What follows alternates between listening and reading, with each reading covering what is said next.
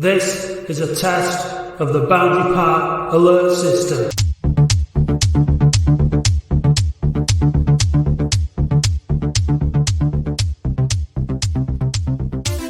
Hello and welcome to episode 35 of this season's Boundary Park alert system with me, Matt Dean and Andy Halliwell. It is the Squad Pod, the last podcast of the season.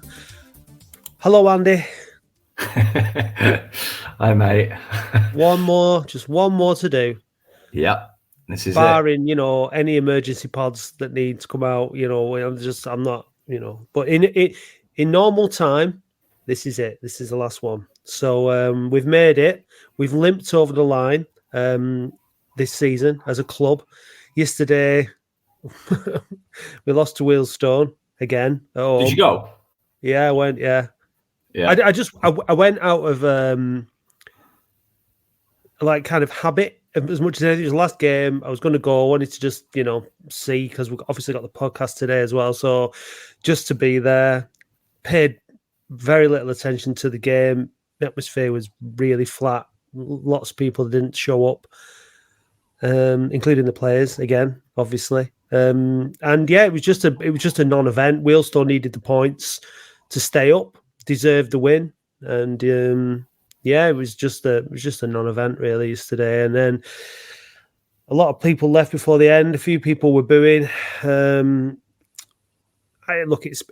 understand frustration. We all have different ways of dealing with it. We all have different ways of, we all think that different people are accountable and all that. So it was a bit of a mixed bag, a bit of a weird one yesterday. I mean, there was a lot of Atleticos missing. Very, very little attempt to get any kind of an atmosphere going from the beginning. Little bit when the goals went in and things like that. But yeah, it was very, very subdued, very strange, and there's a lot of questions looming about the state of the club, I guess, and what's going to happen next season. But I think one thing that most of us are pretty much agreed on is we're all glad it's over. I still look back to that opening game of the season away at Southend, and I can still feel how unbelievably disappointed I was that we were starting off like that, because I kind of knew. I think we all knew, didn't we? I know it's only one game, right? And you can, but you kind of knew that if a team that had no pre-season, about 14 professionals, had the pitch looked after, had no training facilities, were turning us over 4-0 the game of the season, you knew it was going to be a long, hard slog, didn't you? Right? And so that train journey back from Southend on the opening weekend, I remember just looking out the window thinking, Christ alive.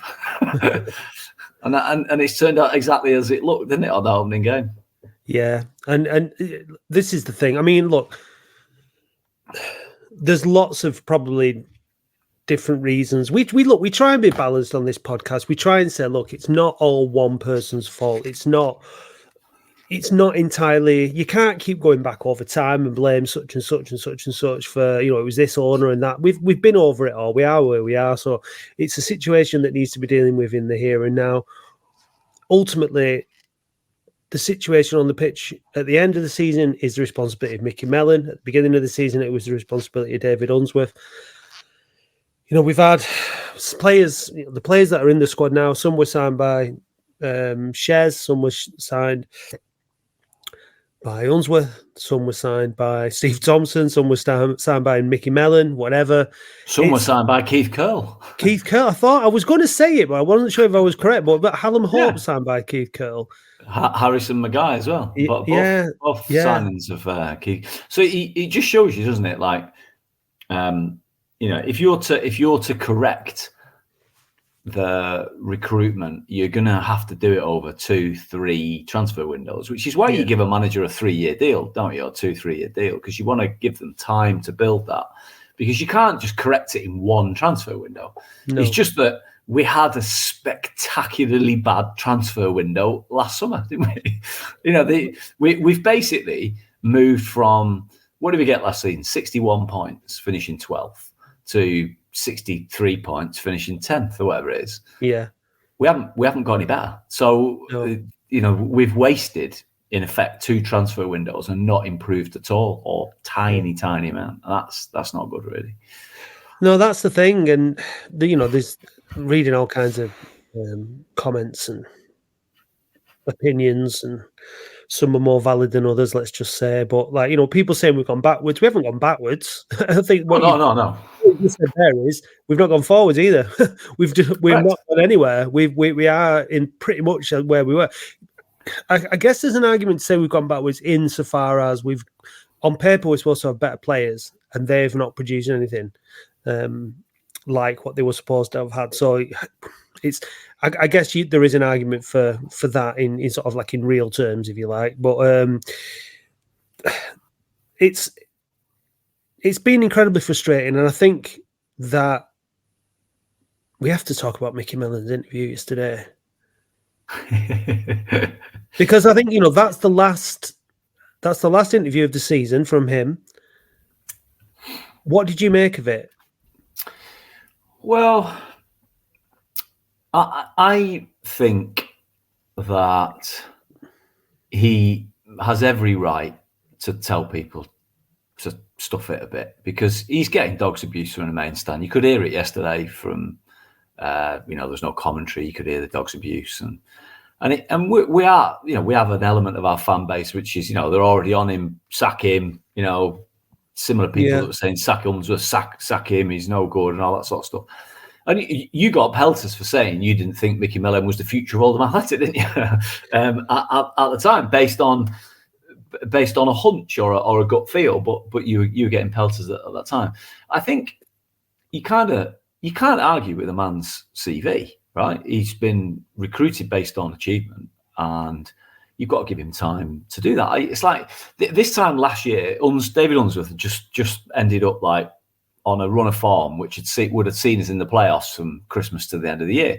Admittedly, the football wasn't pretty, but he deserved the summer. I think Micky Mellon deserves the summer. He doesn't deserve it from March onwards, but he's deserved it over the course of time he's been here since last October or whenever it was. He's earned the right to try and sign some better players in the summer and make us a more competitive outfit, because he has been a bit hit and miss with his own recruitment. But the likes of Josh Stones was a great pick from Wigan's reserves, and Tom Conlon's been bitterly disappointing, but I'd like to see what he can get out of him next season with maybe some better players around him. So he's earned the right, and what he's telling fans who are getting on the back, moaning, whinging, whining, gnarly, horrible, nasty stuff, whether it's on social media, whether it's on the terraces, where it's anywhere else. You're not helping, basically. And he's trying to tell you're not helping, because this is already a big enough job for him to turn around. And everyone just bitching and getting everyone's back, just making it harder, isn't it? Look, we've said it for a long time. A lot of there's behaviour of some of our fans is embarrassing. The things that the stuff that comes out of their mouth is embarrassing. I've even seen there's a comment in the Oldham Times, a report blaming me and Dave for the situation, because we were, and blaming us. People will turn around and accuse anyone when they're pissed off that they think they'll get a rise out of and stuff like that, because they thought, well, you were up David Unsworth's arse, which is bollocks. Obviously, we will. People come in, we back them, right? We say, look, they're here now. Let's give them a chance. There's absolutely no point us giving them shit from day one because things aren't going right. We said that the board the club will have to make the right decisions. They are ultimately accountable, right? The club is ultimately accountable. The board are accountable. The club themselves decided that they got the Unsworth appointment wrong, obviously, and they let him go. Now, I like to see people stick to their guns and believe in something, right? But if they think that behind the scenes of whatever, it's not right, it's not working. Same goes for Micky Mellon. But things don't seem to be... It doesn't seem to be a happy camp. But again, everyone's making assumptions. Everyone's listening to rumours, starting rumours and all that. We don't know. We're not privy to it. I wasn't inspired by that interview from Mellon because I want him to be, I want him to be honest, but at the same time, I want him to look at least like he's got some kind of belief that it's going to be I want more from a leader, is all I'm saying. Now, we're going to go out to the squad and we're going to talk about the players that will be staying or not next season or whatever. Again, it's got absolutely nothing to do with us. It's all down to the club and the manager and the players to figure that out. But I did find it a little bit disheartening that he feels the way he does. I didn't really have a lot of respect for somebody coming out and saying that they don't make excuses and then proceed to make a load of excuses. That's, you either don't make excuses or you make excuses. And, by starting off with a disclaimer that you don't make excuses, that doesn't nullify the excuses that you are actually making. So I was a bit disappointed with that. Players being tired is an absolute nonsense. There's been Halifax and Wealdstone have had all kinds of players pile up.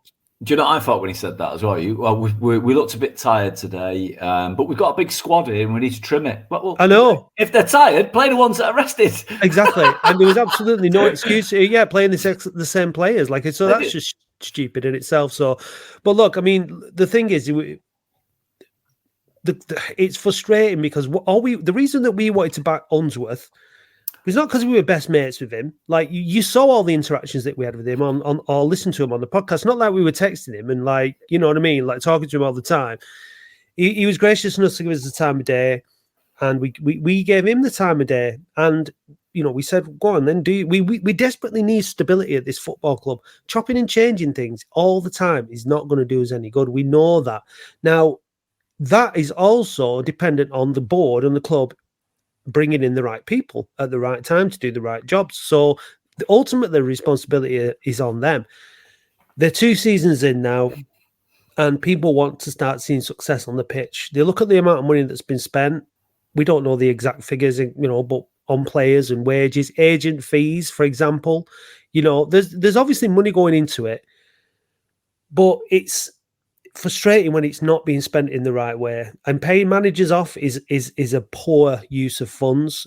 Paying agents fees, massive agents fees for players that don't perform is a massive waste of funds.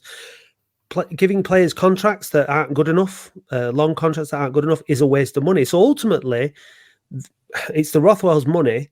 But as they have to start spending it wisely, and so there's obviously going to be internal inquiries as to what's going on and how to fix it.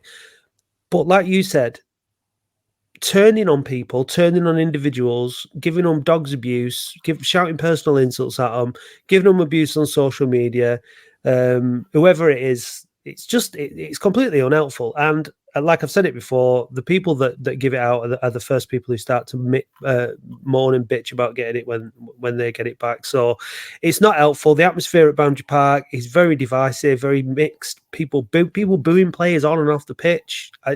They've been rubbish, I get it, but how does that help? It just feels like we're in a... we've not really moved on from where we were. We're under Abdallah and all that. When we try, all we were trying to do under that time was, rally people to get behind getting them out. Let's try and unite people together. We had some success with that. You're not going to win everybody over.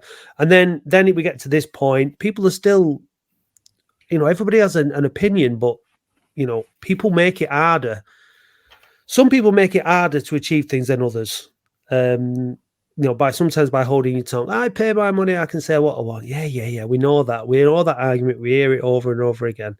But we're not moving forward collectively as a club because of this internal conflict that there is. And I just hate to see it. And I don't feel personally responsible for it because I try to be balanced and try to find the good and find in things, and then be constructively critical about things that I feel need to be addressed. But frothing at the mouth and shouting and screaming and calling people names it just proves that you're an idiot rather than somebody with any kind of intellect. And I think we need less of that and more of the constructive communication and conversation. And I think that the club can encourage that over the summer or before the next season. I'd love to hear from them, how they feel about how things are going and what they're going to try and do to address it. We've not had a fans forum for a while. There's a lot that needs to be done to try and fix these kind of internal issues that we have, because we still have them, don't we? we're still it might be that it's always like this. It might, we don't know what it feels like to have a fan base following a successful club, because we haven't had it for so long. So maybe we've just forgotten that it's always like this, regardless of where you are. I don't know. I'm sure it can be better. Should we get stuck into it or what? Should we get through this squad pod? Yeah. Let's get on that private jet and off to Dave's not with us, but I've got his votes in case we need them. Let's go through the goalkeepers now. Yeah. What I should say at this juncture is the rules of this. We will circulate a blank sheet for everyone to play along. We think we have 37 first team professionals, or people who sign professional contracts that are. Oh. And a lot of those were graduates from the academy last year. And I've got a little bit of sort of update on maybe what they've been up to, because you got a decision to make. But 3 goalkeepers. We think that Magnus Norman and Matt Hudson are contracted to 2025, and Dan Langley is contracted to 2024. Dan Langley we signed from Blythe Spartans, having been at Gateshead, come from Newcastle under 21s. He's presently on loan at Scunthorpe. Hudson and Norman, you know of. We've got to get down to 24 players. So we've got 37 in the squad. We've got to get down to 24 players, because coming into the new, if you looked at the back of Chesterfield's program the other week, they had less than 24 players on it, right? Yeah, 24 players maximum. 2, in effect, 2 per position broadly. You've got to get it down to a manageable number so that it's costed in effect. You are allowed to transfer list a player who's under contract, but you cannot pay him up. Right, you might be able to, but you can't just pay him up. You'll have to seek agreement. Yeah, you can keep a player, extend a player's contract, or you can release a player whose contract expires in 2024. So it's entirely up to you. Well, look, so Magnus Norman, Matt, I would keep because he's under contract, and we need a backup goalkeeper, and I think that's what he is now. Matt Hudson, I would extend his contract, because I think he's had a very good season and I think he's a good goalie at this level. Dan Langley, we know absolutely nothing about. So but we need 3 goalkeepers in the squad. So do we though? I think we do, don't we? We brought in Dan Langley for a reason, didn't we? Can you not promote a youth? Can you not use a youth goalkeeper or get an emergency month loan? And if you absolutely must, I think you might need to think about cutting the budget back and going down to 2 first-line keepers. Well, I mean, I've put on my sheet release. That's what I put on my sheet, so I'll stick to that. I would transfer list Magnus Norman, because I think other teams have shown an interest in him, to see if we can get his wages off the books. Matt Hudson I'd keep and potentially extend contracts. I agree. Dan Langley I would keep, extend contracts as the backup. So in effect, I'm trying to move Magnus Norman on to make it cheaper. If I look at what Dave's done, Dave has kept Magnus Norman and Matt Hudson like you, and released Dan Langley. Yeah. So we're going to end up doing what you and Dave want, aren't we? Well, the thing is that I don't know anything about Dan Langley, and I think that Magnus Norman, look, he's proved himself to be good at times, and then maybe not so good at other times. Is anyone going to come in for him and buy him and take him off the wages? That's all. I don't know. So at least you know what. At least you know where you're at. You're at with Norman. At least you know him, and he's been in and around the squad for a while. So, the thing is, he's putting somebody on the transfer list doesn't get rid of him, does it? It doesn't. No. So we're going to end up releasing Matt Langley then, because that's what you two. Dan Langley, because that's what you two have wanted to do. Okay. So, yeah, and then you've got 2 contracted first team keepers on your books, and that's what you need, I guess. Yeah. That's us done on the keepers. Let's have next on the list is Sai Sachdev, who is gone. So that's okay. We don't need to worry about him. Yeah. So we're going through the fullbacks now, our players that play fullback. Mark Kitchen. I've got him. He's under contract till 2025, so I've got him down as keeper. Now Dave has transfer listed him. Right. And I've not been impressed for a while now with Kitchen. The thing is, right, this is the thing with this, okay? There's a lot. This is the thing with this. There's a lot of players on this list that you say transfer list, but it ain't gonna. That's not the way it's gonna be. Players are under contract, right? So they're going to stay. A lot of the 2025ers are going to stay.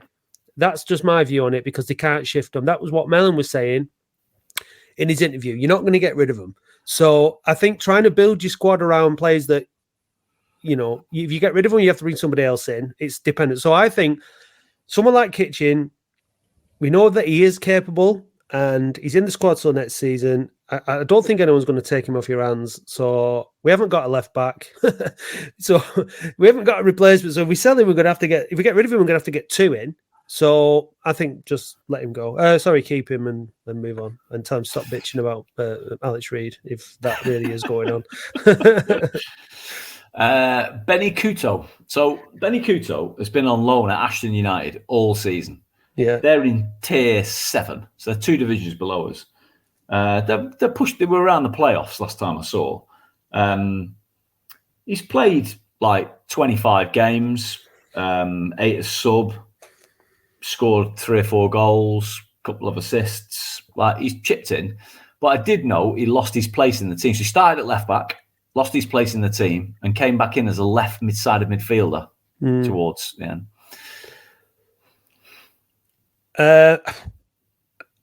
I've said release on here because he's got a 2024. We need to lighten the load. You could say, yeah, we could offer him a contract. He'd probably be cheap, but I don't know anything about. We don't know anything about him. We've barely seen him play. So his contract's up. Let him go. Okay. Oliver Kilner. No idea who he is. Never seen him play.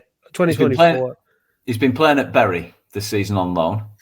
Who are in, I don't know, the 10th tier or whatever, or something like that. He's played a handful of games for them at centre half and fullback. He's about 19, I think. Yeah, 2024, let him go. That's what Dave says as well. So you're going to win on that one. Mo Doro. Mo Doro has been on loan at Chadderton for a few games. They're obviously in the 7th tier as well, I think, are they? Or maybe below that. He played in the behind closed door friendly against Man United that Alfie Avenson played in. So, you know, maybe they like the look of him.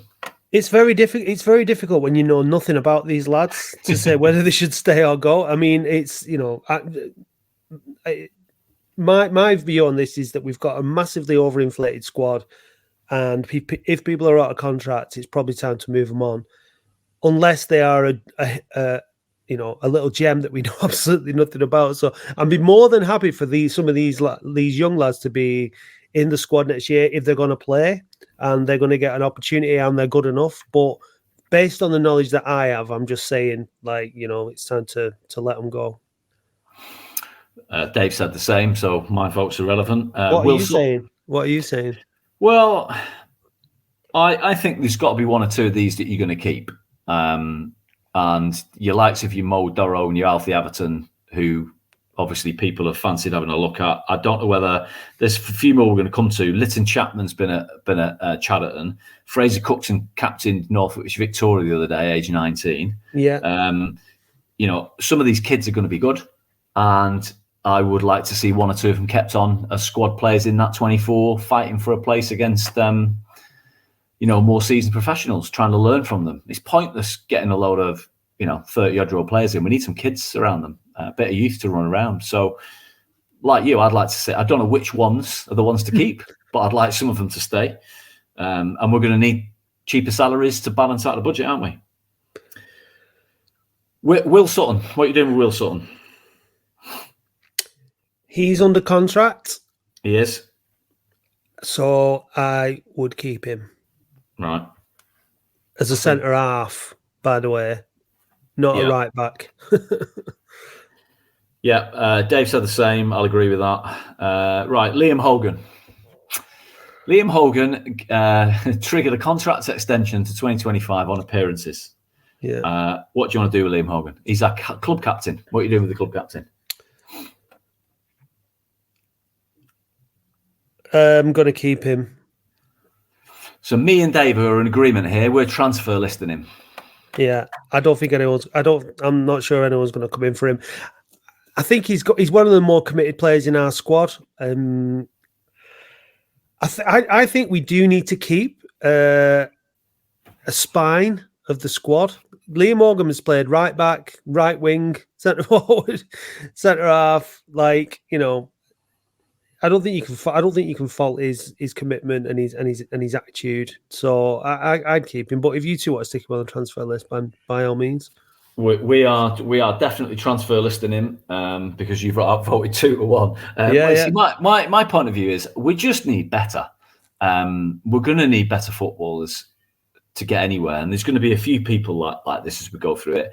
And just, you know, if we're going to keep the likes of Will Sutton, if you're not going to transfer list Will Sutton or some of the other centre halves, what's the point of collecting 9 centre halves again? Because that's what we're going to end up with, and you can only have 24, so someone's got to go. So I'm saying Liam Hogan. Sean Hobson. What are you doing with Sean Hobson? Keeping him.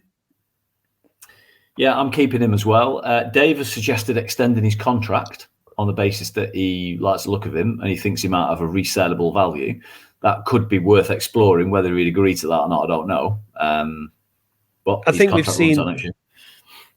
seen Sean Hobson is what he's potentially capable of, and then we've seen the worst of him as well this season. So I would hold fire on that personally. Okay. Charlie Raglan. Yeah, again, I'd keep him. Yeah, I'd keep him. Dave has suggested extending his contract again. So he thinks he's basically, Dave's saying Raglan and Hobson, the two first choice centre halves, getting rid of Hogan. I'd be more likely to extend Hobson's contract than I would Raglan's, because Hobson's got youth on his side. I think he's probably a more reasonable asset. This was my thinking. Like, my thinking is between Sutton, Hogan, Hobson, and Raglan, you've got all the centre halves you need there. You've got a mixture of youth and experience. You don't need any more. That, for me, that's your centre half sorted. They're all under contract. Fine. Like, we've got, that's my thinking. This then brings me on to the two genuinely young boys that have been out on loan. So Lytton Chapman, Fraser Cookson. I would like to keep one of those. I don't know which one. Let the club decide which one they think is the better prospect, and try and move Liam Hogan on. That's what I'd try and do. It's just pointless losing. There's going to got to be a player in one of these somewhere. Yeah, I guess the thing is that you know what you're getting with Liam Hogan. And you don't bomb scares. Well, yeah, but you don't know that you're going to get the same. You know, I just don't know. He's been there and he's done it at this level, so I think he's. Yeah, I don't know, but yeah, they're under contracts. I think it's going to be hard to move under contract players. Or you've said we want better. Well, I think these young lads. I don't know about these young lads. So there was. The Academy News this time last year, the retain list said that there were 6 players offered deals. It didn't say the length of the deals, and it included Aaron Atkinson, who was later sold to Barnsley, Kofi Moore, Fraser Cookson, Lytton Chapman, a lad called Favour Akeke, I think has gone to play for Stockport, and Jake Forshaw. I don't know whether they're given 1-year deals. I'm making an assumption they'd be given 1-year deals. Could have been given longer. Don't know. Right. Yeah. So what you're saying is we don't know what. I think we're making an assumption it's 2024. So you could release Lytton Chapman and Fraser Cookson according to the sheet that we're going to circulate. That will be your decision. I'm saying keep one and try and get rid of Liam Hogan. Yeah, I'm sure there'll be people who agree with you. What do you want to do with Harrison Maguire? His contract's up. He's been here a long time. Yeah, I think it's time to go. I do think, though, that someone like Micky Mellon might see him as an asset because he plays him all the time and he puts him into different. So I think that Mellon might offer him a contract extension.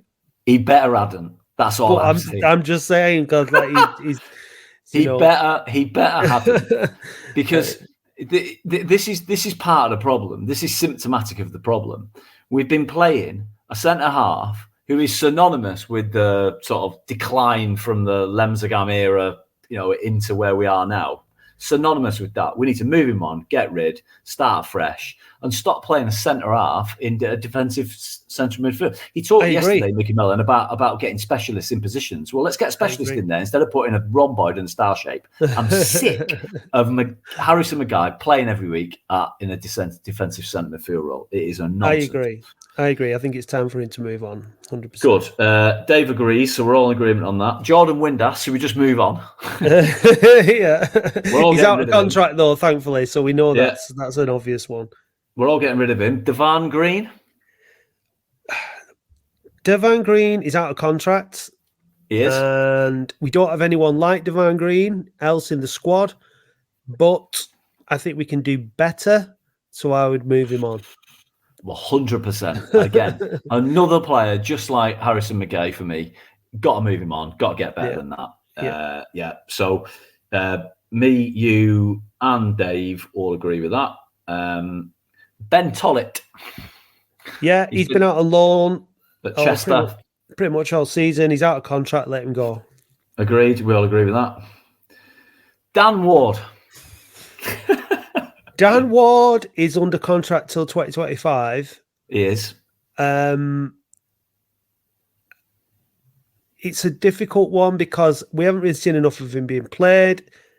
The temptation is to stick him on the transfer list. I just don't think anyone's going to come in for these players if we do. So he's a left-sided player, apparently. I've put keep because I don't think we've seen enough of him, to be honest. But he's also not impressed me greatly either. So I pretty much just went through on the basis of keeping most of the players that were on the 2025 because I didn't think we'd be able to move them on and trying to build and just trying to work with them and get more out of them. But well, if that's the position you end up in, that's the position you end up in. But I think you've got to be. I think you've got to at this point in time.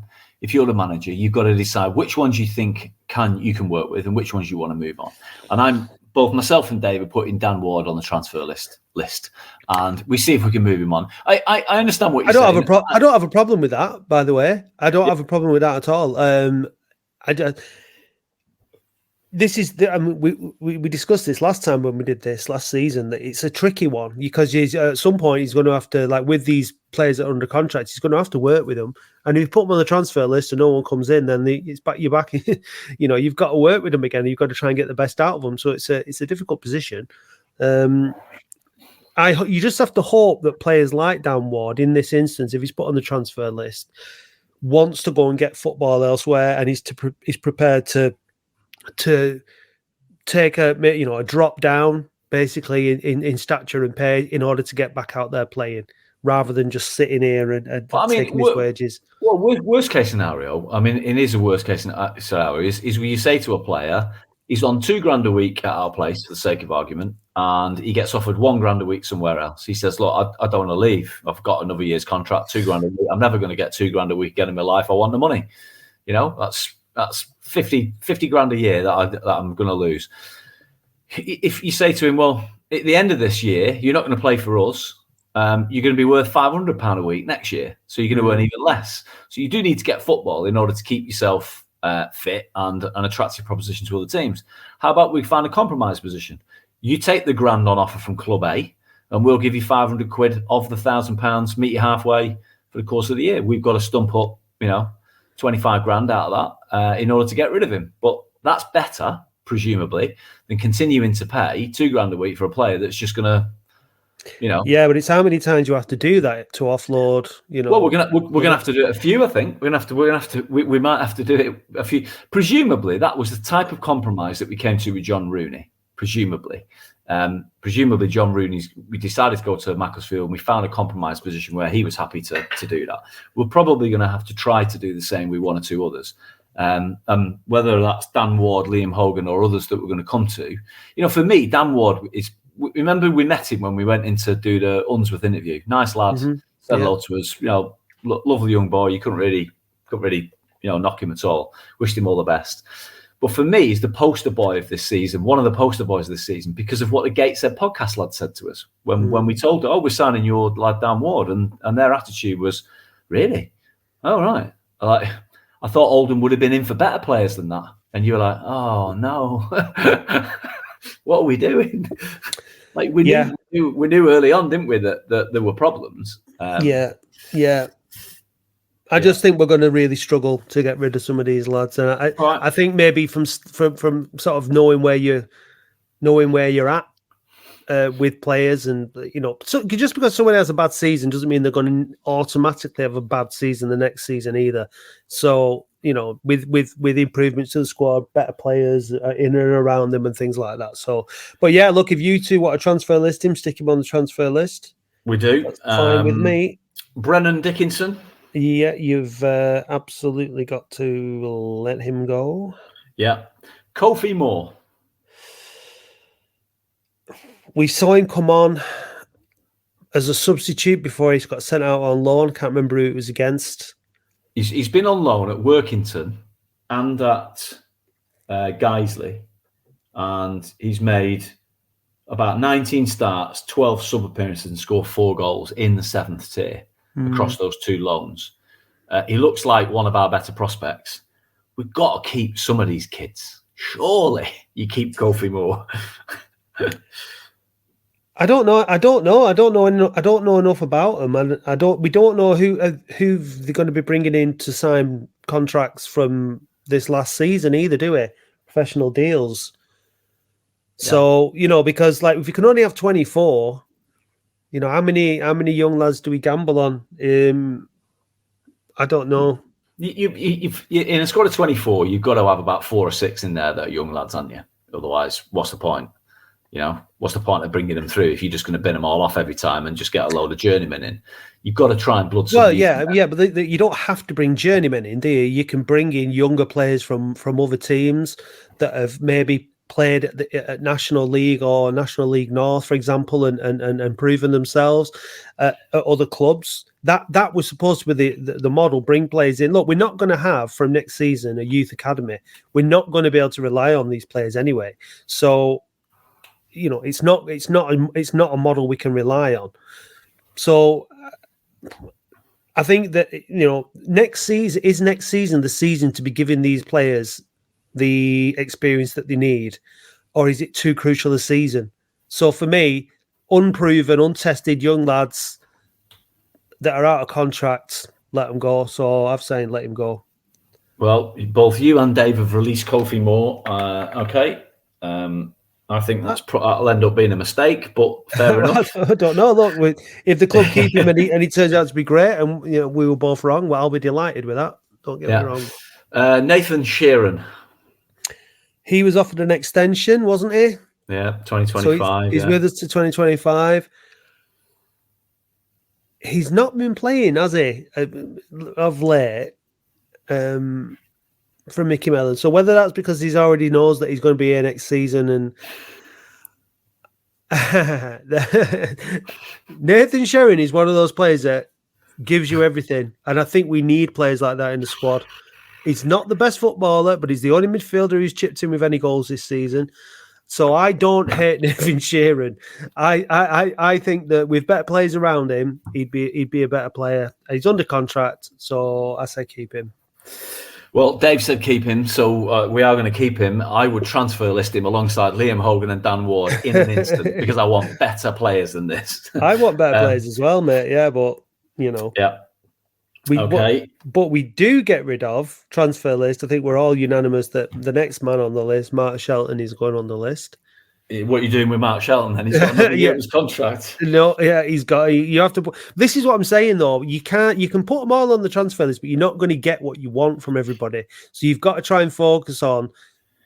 If they're going on the transfer list, it has to be they're gone. They're either going out on loan for the entire season and doing what you said before, or they're getting paid up, but they have to go. And that's why I think you've got to be sparing with how many of those players go on there, because I just don't think you're going to have a result.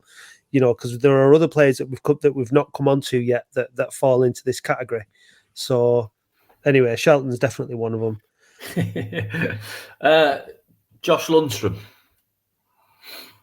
Josh Lundstrom has not delivered this season. He's with us till 2025. I do believe that there's a player in him.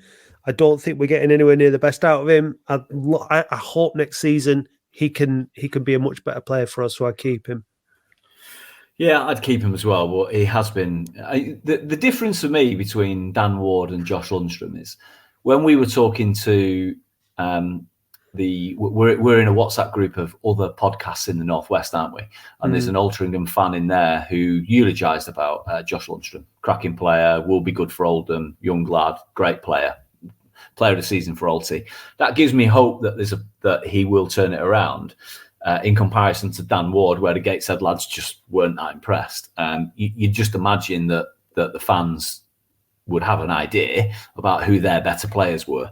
So yeah, I hope he can get better, and maybe the step up to a larger club, I think, as Micky Mellon has alluded to before, possibly has been difficult for him. So yeah, we're all keeping him. Dan Gardner. This is a tricky one. No, it's not. No, it's not. Because he's on his days by far one of our best midfielders. His days aren't frequent enough. He's out of contract, and he's just.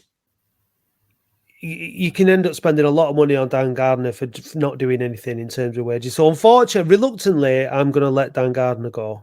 Yeah, Dave says release. I say release. It's a unanimous release. I mean, yeah, but it's a shame because I do like him and I think he's a good player. But he can be, but he's only turned it on at the end here the last few games to try and win a new contract. Like that. That's how I'm looking at it. And he wasn't being picked before. He has his injuries. I think he's been playing through an injury because his contract's up. Like it irritates me a little bit that it's not. You cannot rely on Dan Gardner to give you 25 games a season like that. And when he has played in some games this season, he's been rubbish. So no, well, fair enough. Yeah, no, I'm letting him go anyway. Yeah. Tom Conlon. Tom Conlon contract is the only one on here with a 6 on the end, which means he's going nowhere. So keep him. Yeah. I mean, he's the poster boy for the biggest disappointment of all of them for me. So far this season for sure. It's absolutely incredible how little effect he has had on the team since he's come in. Builder's a set piece specialist, doesn't take set pieces. Like, stop taking them after the first couple of games. He doesn't seem to have any legs. Like he can't. He's not an up and down. He's not an up and down a pitch midfielder, is he? He doesn't. He's not the greatest tackler. He's not spraying. I'm like, what is his attributes?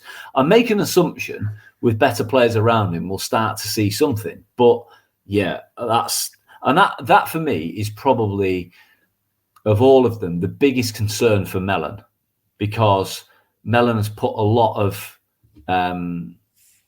emphasis on Conlon, I think, fixing the problems, and he hasn't. And I think that reflects on Mellon quite badly, that particular signing. But it's only one of a small number, but it's still not great.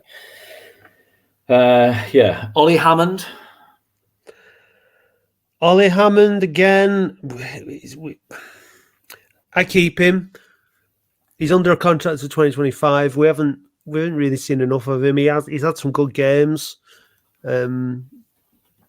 He's got, he's come from Notts Forest. Presumably he's got some decent pedigree. So I don't think he's been one of the key problems in our midfield this season. So, but again, it's hard because do we need better than him? Well, possibly, but we don't have many young players in the squad. And so I think we keep him because he's under contract.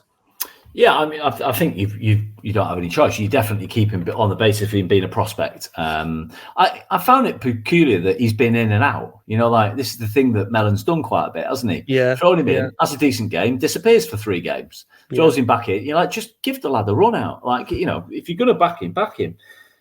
Ethan Walker. He's on loan. He's gone. So yeah. Hallam Hope. Goodbye, Hallam Hope.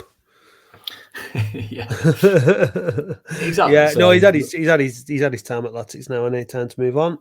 Yeah, completely unanimous decision between me, you, and Dave. Kurt Willoughby. Oh God, word. He's played about half a dozen games at Ayr. Scored 2 in one game, then got injured or was sick for a few games. Like it's another really, really weird signing by Unsworth and Thompson, wasn't it? Yeah, I think he's under contract. I think he's probably more likely one of the players that we could actually move on who's under contract. So I think with that in mind, I'd probably put him on the transfer list. So me and you agree. I definitely transfer list him. He's a striker. Let's try and move him on. Much like for me, the Hogans and the Wards of this world, Dave would keep him. Wish Dave was here now, just to listen to that reasoning. Yeah, look, I mean, I think also maybe it depends on who else is released and things like that. But he's not proven in any of the games. He got plenty of game time, Willoughby. He just didn't do anything. But then you could argue the same about he clearly wasn't good other enough. Players, but no, I'd be happy to let him go. Right, Mike Fondop. Now I'm suspecting that you're going to let him go, Andy. You fucking damn right I am. Because his contract's up. This is the thing we might Fondop. We need better players than that. On here, it's the same as Sheeran and Hogan and everyone else. Stop clogging up the squad with players that are not good enough. I know, but you also need players that are happy at where they're at and are gonna fight for you. And I've got him down here as release, right, on my thing. And then yesterday he goes and he scores 2 goals and he shows what he can be about. And there's a bit of affection for Mike and. But I'll stick with what I've put down on here, which is release. I'll stick with that. Yes, because Dave said keep and extend. Well, if you're going to keep, you're going to have to extend because his contract's up, so it's going to have to be at least a season. But look, I wouldn't be massive. I wouldn't be disappointed to have him next season if we can't bring better in. I think. Look, at the end of the day, the next guy on the list is Joe Nuttall, right? Yeah, and we're going to struggle to get rid of Joe Nuttall. It's got to be transfer list. He's got to be transfer list, but I think it's going to be a very, very difficult ask to get rid of him. It might be. But we've got to try. It's pointless just going. I don't think he'll move on. So no. Agreed. I'd rather it was Fondop that extra season than Nuttall is what I'm saying. But it is what it is. And this comes down to another one, Alex Reid. So he's contracted next season. You might as well stick him on the transfer list because he effectively is already anyway. So I'm in agreement with you. Dave says keep. Well, the thing is we might be forced to, but I think Dave seems to like Alex Reid, and he can't. Again, I wish he was here so we could get into it. He seems to sort of have a pop at Mellon for not playing him. But I think Alex Reid has I assume that the thing that Mellon was referring to in his interview yesterday about there are other things that are going on. I've never spoken about them before. And then he doesn't explain what that other thing is.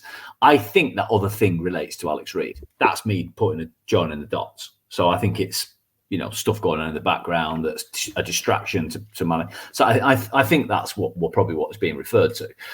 I just think that it's, we're going to have to move him on if we can. Well, obviously there's a huge downturn. I mean, Micky Mellon had a go at Alan for asking him about, I can't remember the exact word, but the collapse of the season. And Alan was dead right to use that word. Micky Mellon was really defensive, but the season did collapse. Him and his team are responsible for that. Something's gone on. There's something not right within the camp because the results and the performances have been absolutely shocking. So if there are players in there that are sort of involved in any kind of divide with the manager, look, at the end of the day, regardless of whatever we feel about the manager, if he's going to be there next season, he's the manager, and he's the one who has to command respect from the players, and they have to toe his line, not the other way around. So, if he feels that he's being undermined by any particular player, they have to go. So, and again, like you said, there's better strikers out there ultimately than Alex Reid. Yeah, so I'm transfer listing Andrew Dallas. He's on loan. He's not scored a goal. He's gone. Isn't it amazing what an enormous disappointment he's been? Yeah, amazing, but absolutely not a surprise based on the whole season, and our recent history. So I just think that this is a guy that scored a bagload of goals for Solihull and Chesterfield last season. Was on fire. He's got bags of pace, likes the ball in behind, likes to run onto it and finish. And we've not played to his strengths at all. We've played it into his head, into his feet, stuck him on a wing, not played him up front. No one to win the flick ons for him to run onto, no balls through the lines into space. You're not played to the boy's strength at all. He's been abject when he's played. So his first touch, I've been astounded at how poor it's been for a professional footballer. It bounces off League One footballer, allegedly, because that's his parent club. But again, when you put it like that, Andy, it does make you question the manager and how he's setting his team up and the consistency in that, and that's where the question marks around Mellon are coming in, because we've all got friends who are Latics fans, and we talk about this stuff a lot. And a lot of our friends and fans, don't think that Mellon has done a good job this season with the players that he's got. And ultimately, when you look at the way that the season's farted out, with a whimper, you have to agree. He had us we were in a great position. And it's really just collectively, I mean, these players have let the club and themselves down, I think. I imagine that conversation that if he's been last 2 weeks now, he's referenced that filed away game, hasn't he? And I can't imagine he's going to reference that filed away game if he didn't genuinely have a conversation with the likes of Dan Roll and the board at the time, so in his second game, to say, by the way, that is a massive worry. What I've just seen out there professionally, I'm very, very concerned about and could have enormous repercussions as this season progresses. He must have said that, because he wouldn't be coming out now and claiming that if he hadn't said it. If he has said that and they've listened, then he's in a position where he's been proven correct, right? So I've tried to get the best out of them. I've got us in the playoffs for a bit. But this lot, right, might be nice lads, but they're just not up to it. He kind of, it's kind of like him being proved right a little bit. So I think you've got to look at that and say, if you were the board, he called it early. He knew early that there was a problem. I think that's where you've got to give him time to put it right and not get on his back now. Yes, he hasn't got the best out of Andrew Dallas and a few other players, but it might be because of the squad. Can I just bring you on to the next name on the list, which is James Norwood? Slightly controversial figure currently. What did I put? I put keep because he should be you're talking about needing better players and all that. He should be that type of player. I would also not be bothered to see him go on the transfer list and get down some of that massive money that he's on. So what did you put? We're all unanimous. I would keep, without any shadow of a doubt. James Norwood is our best footballer. Now, is he a bit mercurial? Is he a bit of a prima donna? Maybe, right? Mellon knows him better than anyone else. Managed him at Tranmere, got the best out of him. So should be able to do the same again here. If James Norwood had played in Chesterfield's team this year, he'd have got 25 goals. If you look at, I don't believe that James Norwood is a worse player than Paddy Madden, right? Remember Paddy Madden at Scunthorpe, went to Stockport and Paddy Madden scored something like 3 hat-tricks in the last fortnight for Stockport. Yeah. James Norwood's a better player than Paddy Madden, in my opinion. But Paddy Madden's scoring all these goals because he's playing in a team surrounded by better footballers who create chances, and he's just on a rich vein of form. Stick James Norwood in a better team, score you 20 to 30 goals a season, no problem. If he's good for if of all the other issues, we talked about issues behind the scenes and squads and stuff like that. So that's, let's say, we based all this based on our very limited knowledge. I want to keep the players that are good for this club and are good for this team.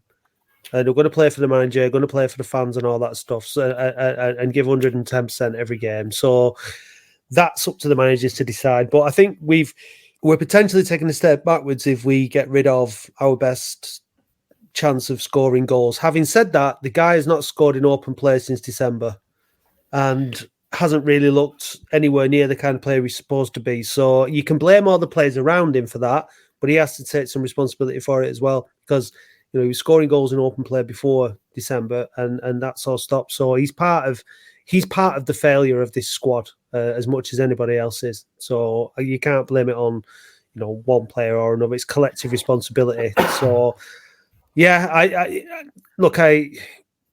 put keep initially, so I'm going to stick to that. Get the best out of him, right? That's what we should be trying to do here, not moan about it. Jake Forshaw scored 800 goals in the youth team 2 seasons ago. Everyone was really excited about him. I think there were concerns, and I'm not sure he was going to get a contract this time last year. It wasn't certain. He was given one anyway. He's been on loan to Guiseley and somewhere else, Ossett United, both in the 7th tier, I think. And both of them have returned him quick smart. So he's lasted a game, been on the bench once, played one game, sent back. I think that possibly tells you something. Yeah, I mean, again, it's my thing has been get this squad down, make as many cuts as you can as quickly as possible, so that you've got the room to bring in other players. If he's not proven, I get rid of him. Yeah, I think we're all in agreement with that one. And then the final one on the list is Joe Garner. So, out of all the strikers that we started the season with and brought in, we've got rid of them all now, bar James Norwood. I think Joe Garner possibly done enough to keep. I think as an experienced striker, I don't mind him. I think there's a bit of something about him. So based on the fact that we've got rid of all of our other strikers, we transfer listed him. Yeah, but I'll keep him. Yeah, we're all in agreement. I'm not sure I'd have signed him. I'll say that now. 36-year-old striker, when you've got a 34-year-old James Norwood, I'm not sure I'd have ever done it. But we have. And I think he possibly has something to offer and give. So, yeah, keep him for a season. But I certainly wouldn't imagine I'd want to keep him beyond that. Okay, so we've gone through the 37 players. I think we have kept or we have retained 19 of those 37. So that's actually the number that I had on my own. Actually, was 19. Yeah, so we've kept 19 of the 37. I'm not sure I'd have come up with that 19 as we've ended up with. We'll release what we've come up with. Of those 19, we have got 6 on the transfer list. So that means we've got 13 that we're active for keeping, 6 that we're trying to get rid of. And that means we've currently got a squad of 5 players that we can recruit. Because if you've got to keep it 24, you've got to keep it 24. So we've got 5 players we can bring in. And I would genuinely be looking to keep at least 3-4 of the kids, if it were me. I'd be keeping Kofi Moore. I'd be trying to keep Alfie Atherton from the current crop. I'll probably keep one of Lytton Chapman or Mo Doro. Do you know what I mean? So if you do want to keep some of the young lads, you're almost at your squad of 24 now. And that's kind of what I think Micky Mellon was saying yesterday, isn't it? Is we're already over budget. In terms of the budget for another season in this division, we've spent it already. So, look, and we don't necessarily have to keep the younger lads, but I get what you're saying. So I don't want to end this podcast, which is the last podcast of the season, right? And we've got the phone in on Wednesday, so everyone can share their own views and agree or disagree or whatever. But I don't want to end this season by saying next season is going to be a bit of a consolidation season, if you like, where we run out some more contracts, where we're looking almost ahead to the season after. But that's kind of a little bit how it feels. Is there any point in keeping James Norwood in a squad that is going to be as bang average as this season's squad, or should we try and get some money for him, get rid of his wages, and try and use them a bit better? Because what you're saying there is we're really not going to have much. The squad isn't going to have improved. You want to increase his supply line, but you've got absolutely nothing to increase it with. Well, those are decisions that he might have to come to when he's reviewing it. But for me, you've got to be trying to get rid of. These are the ones that we've agreed. I'd have done more. We've got Liam Hogan, Dan Ward, Mark Shelton, Kurt Willoughby, Joe Nuttall, and Alex Reid, all on the transfer list. We've got to try to move them on first before you get rid of James Norwood. What's the point of getting rid of James Norwood and not trying to move those players on first? You've got to try to get rid of those first. For me, I'd be getting rid of Sheeran as well, and maybe one or two others. But I think we've got to look to try and get better players in. But that's it. The only way to do it. That's a case of trying to get rid of, though, isn't it? That's the key word. It's not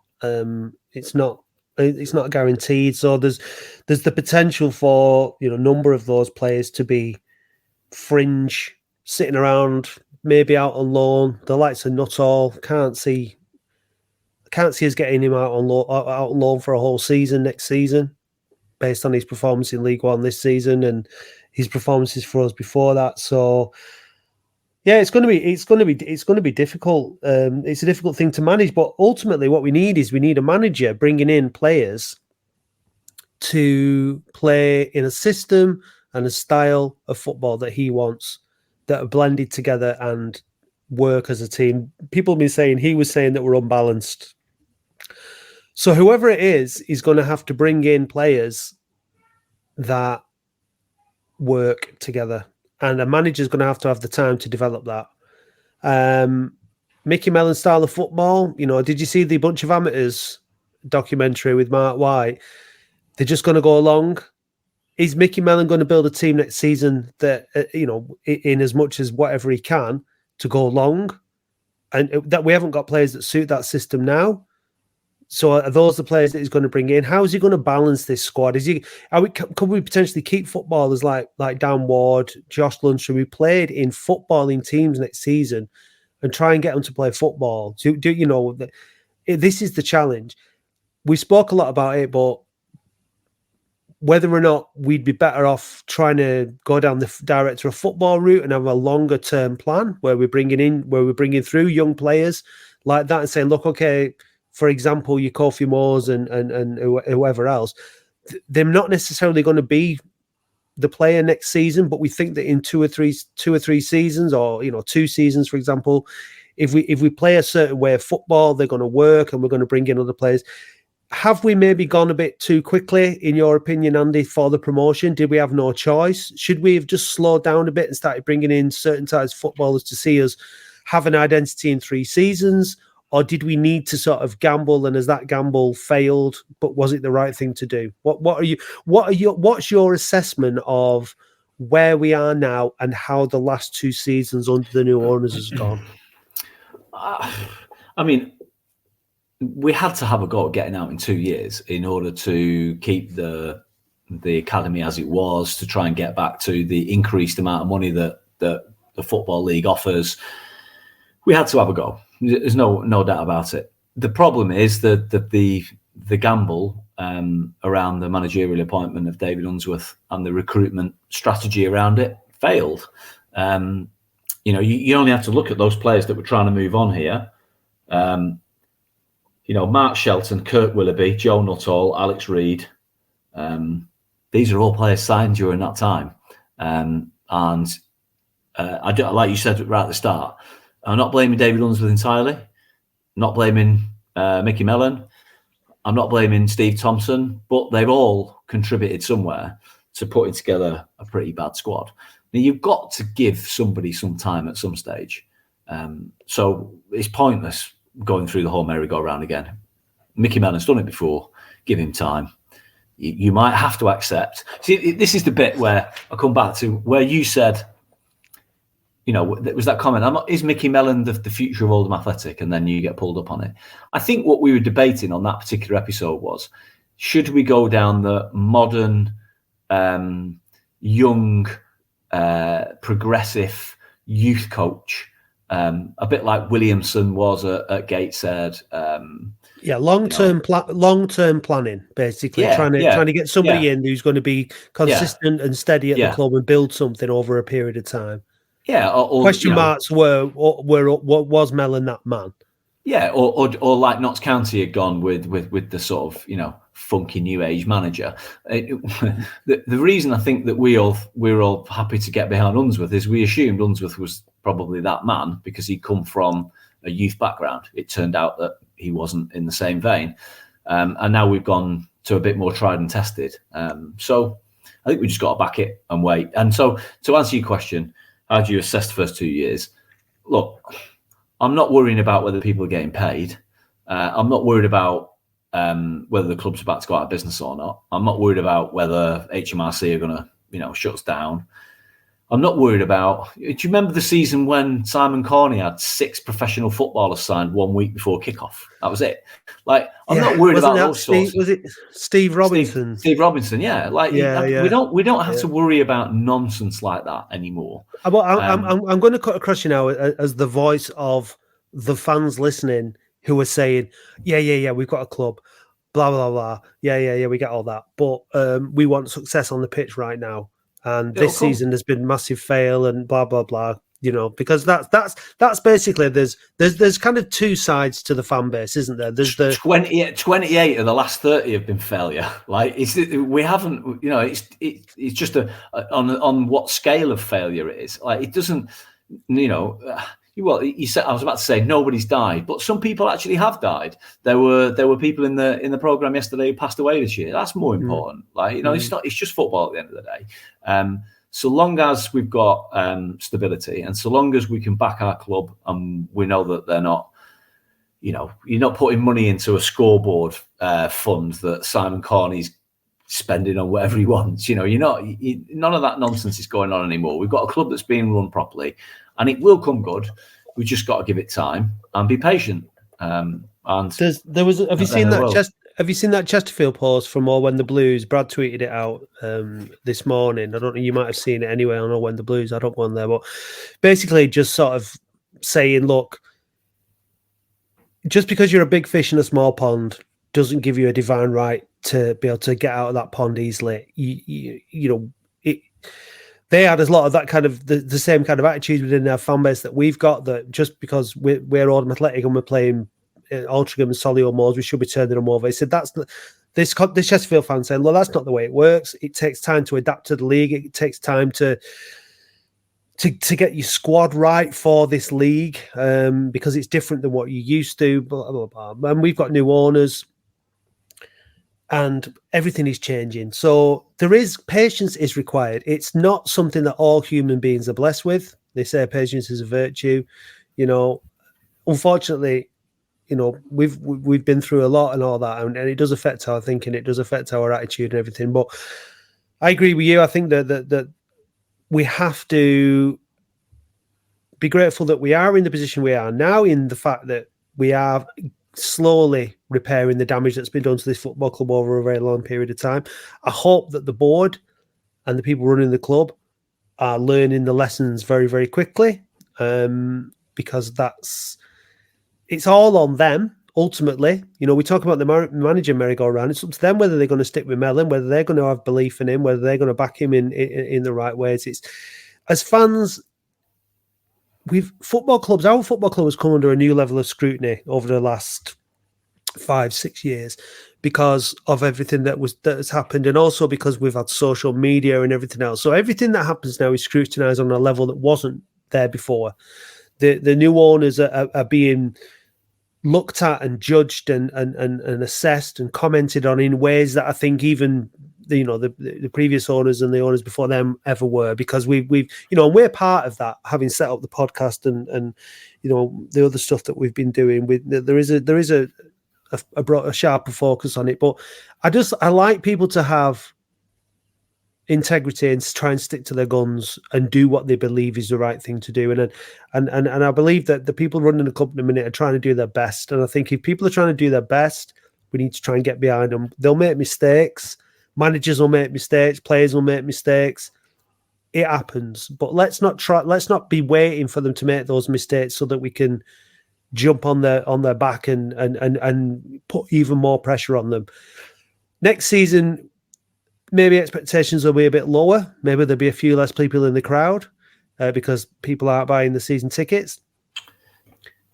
Maybe next season. I think next season, if you've got a season ticket this year, you've got to buy one next year. The club need it more so next year than at any other time because they're losing income. So you've got to back your club. If you want to give them the best chance of getting out of this division, you've got to buy a season ticket if you can. If you can afford to do so, please do. I'll be buying 5 season tickets again, and only 2 of those are getting used regularly.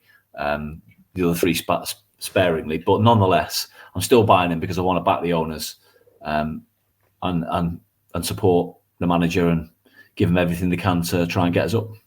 It's the same thing's going to happen year in and year out. Every season is going to be our biggest season since the last one. This is a big season coming up, and we all want better. We all want more. But I'll be absolutely honest, Andy. I'm delighted that this one is now over. I would like to make an announcement about the trophy chest event. I have decided to knock it on the head. I think I can't be asked organising it, and I think that the general mood is that the season's over. Let's draw a line under it, and I want to let the players, the club, the manager. I don't want to be getting anyone involved in it. I just want to. I don't feel like there's much to celebrate. I don't feel like it's been a very good season. I think last season when we did the event at the end of the season, there was a sense of we've made it beyond all the crap that we were going through, and there was a bit of optimism towards this season, and it was a great event. This one, I just it's been a struggle to get to this point, and I don't really want to have to drag the season out any longer by doing an event on the 18th of May. It was on the 18th of May because we was hoping that we might get to Wembley. So we gambled on that. It's not paid off. So if you bought a ticket, you'll get an email and then we'll sort refunds out. But so that's that. The season is over, thank goodness. And the podcast is over for another season. 35 times we've done this season, Andy. Yeah, it's hard work, isn't it? It is hard work, actually. Yeah, I'm really looking forward to a break. I know. Yeah, so we'll have the phone in on Wednesday. You can all get in touch with us on there and let us know how you're feeling. Let's have some calls. This, if you've never phoned up, phone up. That's what it's all about. Especially if you're one of the people that likes to give us stick on Twitter. Be a big boy or a big girl and pick the phone up and come and have a chat with us because it's much better to do it that way. We'll reconvene, Andy, before the start of next season to look at how our recruitment has gone and for us to do our prediction, our prediction episode. So we go from the squad pod at the end of this season to the prediction episode. I think we were all way off. I said third. Yeah, I think I said third as well. So Mark White was the closest. He said eighth. Eighth, yeah. We finished 10th. So, but it's a top 10 finish, Andy. It's our first top 10 finish in 411 years. So that's not bad. So it's the other thing that what my cousin said to me, like this time, last year we finished 12th, but for a long period of time we were near the bottom of the league, weren't we? We were in the relegation zone, like in January or something, and that comes off the back of nearly being relegated every single year for nearly 10 consecutive years beforehand or whatever. She was like, I know it doesn't seem much, but at no stage have I ever been looking at the bottom of the table this year. And that feels like a first. Apart from the first 9 games, Andy. Yeah. So that's not actually true, unfortunately. But yeah, I mean, we did have our eyes on the playoffs for the first time in a long time. And the end of this season's been an unmitigated disaster. It's been a collapse, Micky, regardless of how you want to try and spin it. But it is what it is. It's over. You're yawning there, Andy. So I'm going to take that as a sign that it's time to wrap this show up. But if you've listened to all 35 episodes of the podcast, thank you very much. We appreciate your support, and we hope that you are as eager to enjoy the Euros and the summer as we are, and we wish you all a very happy summer. Andy, thanks for stepping in last week and doing a great job. It was great to listen to the podcast just as a listener for one episode this season, so that was great. Thank you very much. And we'll see you all in the summer, late summer, as we reset and go for, I'm going to say promotion, Andy, but let's finish on a high as we go for promotion in the 24-25 season.